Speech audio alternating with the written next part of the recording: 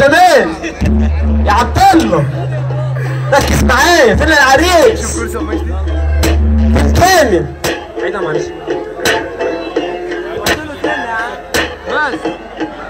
انا هبدأ بالسلام واصل لكل حتة، والفرد يضرب نار من طلق الخمسة ستة. سمعت راب كتير بالمصري والخليجي، بس النهارده الراب هيبقى بالصعيدي. ايوه اللي لاقي فرحة كبيرة لما ناس كتار من جنب محافظة المنيا في مركز بحر. واشبك يا ابوي علينا من عشر الفطار، يعني ما شفتش حد قاعد يحكي ابوه كار.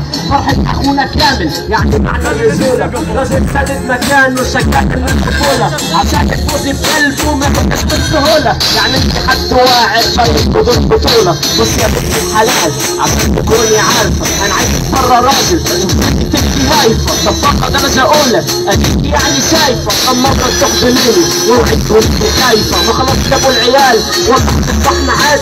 يا بنت اليوم فرحنا مليان ولاد سواد. يا ابوي على راسك كليات لما تجيب في العناد والحاج البدا وخناس. هاتوا تاني يا عيال يا ولد سجد يا ممثل عبدالله. ايوه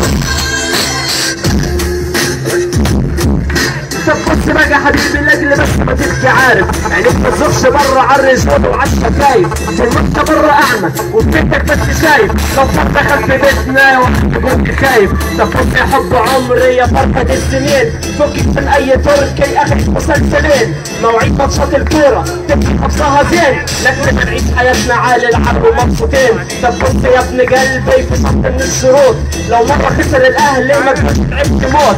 اخرك كوبايتين شاي البطن فوق وكرشك ما يزيدش سنتي لكن هتبدا بيوت.